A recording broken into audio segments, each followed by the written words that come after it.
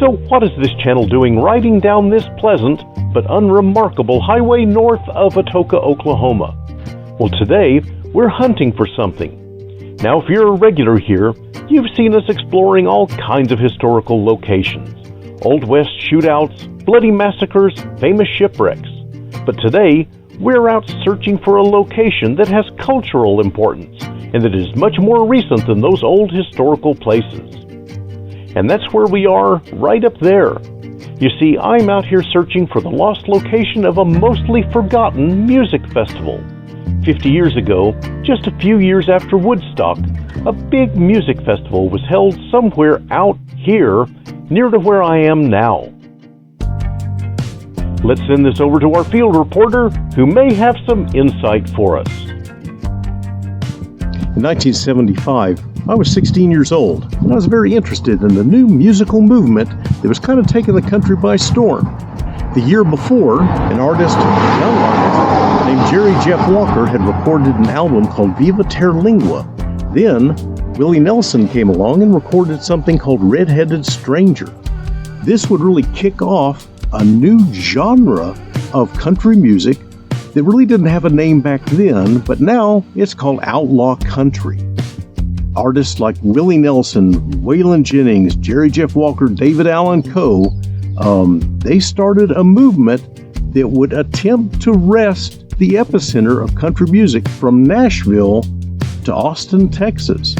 But the movement really didn't begin in Austin, Texas. It began at a festival in August of '75 at Atoka, Oklahoma. This festival was called 48 Hours in Atoka. And I've been running around these roads trying to figure out where this festival was actually held. It's not documented. There are some general descriptions of where it took place. I've been down at the museum talking to them, looking at maps, and I believe I'm pretty close to where the festival actually took place. I think it happened right over there. Now, it's on private land. We can't go back there. But in '75, there was a huge festival here. I'll list some of the people that were at this thing, and there are those that say this was the genesis of the outlaw country movement.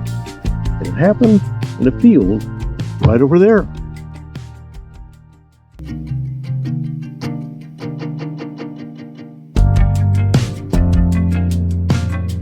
Okay, it looks like we found where it happened, but let's discuss what happened. Basically, this event was an ambitious idea to create Oklahoma's answer to Woodstock. Over 2 months, crews bulldozed 1,500 acres back there, built a massive 68-foot stage, and erected miles of fences. Advance tickets were just $10 and drew crowds to what promoters billed as a family-friendly camping event. The festival was held over Labor Day weekend in 1975, and at least 40,000 people showed up. And as for an artist lineup, it was unconventional. Here's a partial list of the acts. The event organizers bypassed the conventional country and western stars and focused on an emerging and rebellious cast of characters.